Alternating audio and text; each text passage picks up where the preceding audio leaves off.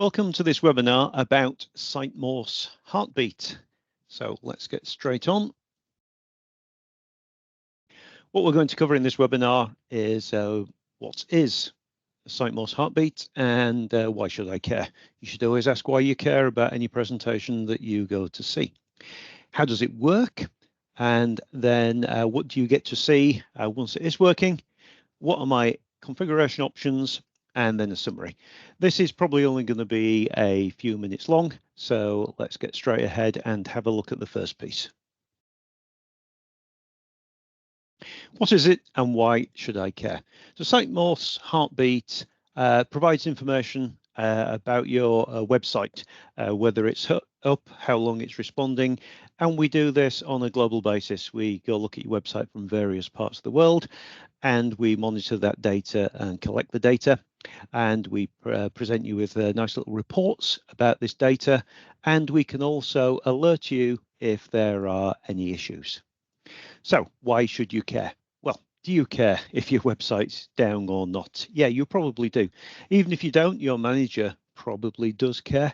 And if you and your manager don't care whether your website's up or down, then please feel free to leave this webinar right now because there's probably not a lot for you here. So how does it work? We only support the Earth at the moment, the world. We don't support monitoring other planets and other stellar objects within the solar system. So let's assume that I've got a website roughly there where that big red mark is, round about sort of San Francisco in California. And what happens is various servers that we have positioned throughout the world will go and ping, not ping actually, I shouldn't use that term because it is a network term. They will go access the web page, any web page that you've asked us to access, and time how long it takes to get a response. And we do this from lots of different places around the world. Sometimes we've got multiple servers in the location, like Europe, for example, we have several servers there. And from all the various locations where we have servers in the world, we go and collect all that information. And then we create you a nice little picture on there about information, how many servers we've got, and whether you've had any downtime or so on. And that's how it works. And we go to whatever page you've asked us to go to roughly every 5 minutes. What do you get to see as a result of all of this information that we've been collecting? Well, you get a map indicating downtime and slowness, and that's the thing that you have just seen on the previous screen with all the sort of summary results on. But what you can also do is you can click on parts of the map to zoom in. You can also click on the full detail report, a screenshot of which is on the right-hand side there. And what you can do as a result of that is you can see the report detail for Europe, North America, South America, Africa, Asia, and Australia. And the number in brackets after each of those regions is how many servers we have in those regions. So if you look at the screenshot on the right, you can see we're just having a quick look at some detail there about the server in Frankfurt and the server in London.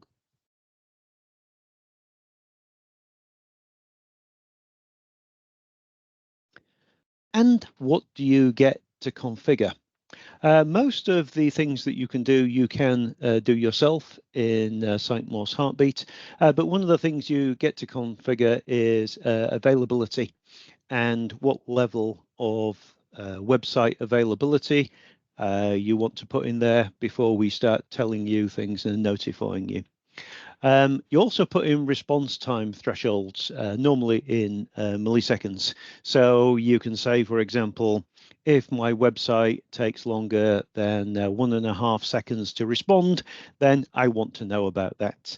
Or maybe you'd get too many notifications then, you might want to change that threshold and so on. Another thing you can do, which is really very useful, and you can see that on the bottom half of the screenshot on the right, is words to check. And the example there is server error. So you can say words that must appear on the page whenever the page is accessed, and also words to look for that will trigger an alert of some sort. So if you know, for example, that if your web server has any trouble displaying pages, then, for example, you might pop up an error page in there. You can search for words that might occur on that. Another thing that some of our clients do is they have what's essentially a blank web page, except for the name of a server and whether it's up or down. And they publish that page on their site somewhere, and we go and look at that, and we're looking for those words. We're looking for up and down, and if we see any of the servers have got down against them, then we'll report that automatically. It's one way that you might use Sitemorse Heartbeat to actually sort of monitor internal servers and that you just publish the up or down status on the web. And the other thing is there's a whole load of scripting that can be done as well, but we would do that for you.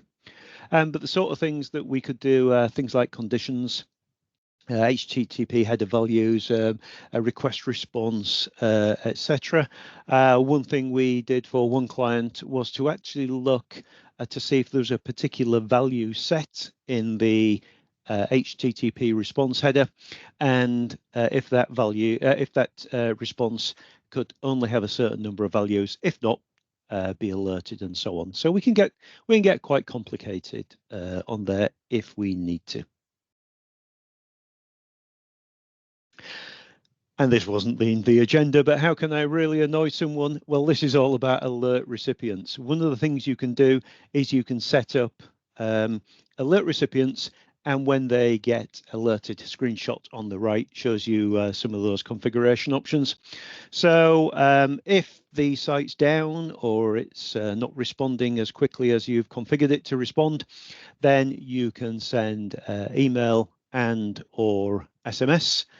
And you can also configure, for example, do you just get that information if the website's down, or do you get it for slow responses as well? Do you get it inside as well as outside office hours?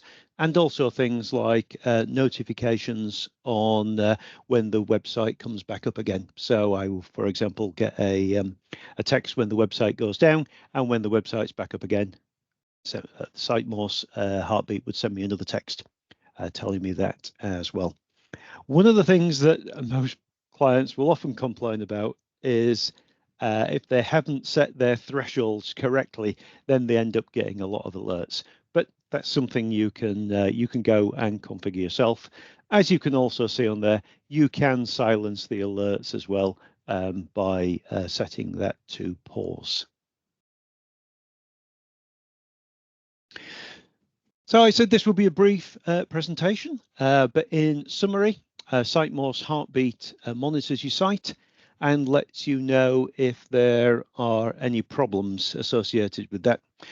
We notify you if there are problems, and you, of course, will set who gets notified and how, under what circumstances with thresholds and so on. There's no limit to the number of recipients of those notifications you can put in there. You can add them yourself. You don't have to get Sitemorse to do that for you. You've seen the detailed reports that are produced. Another thing I didn't cover earlier is you can download all of that detailed information into a spreadsheet. That's often useful, for example, if we report that you've had downtime a particular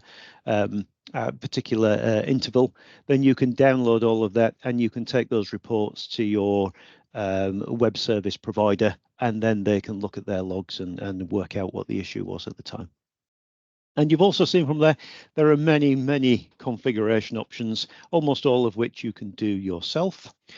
If you want to see anything more about that, and particularly more detail about the options and the little videos of how to set those options, then help.sitemorse.com and go find the section on Heartbeat or search off for Heartbeat there, and you'll see a lot more information.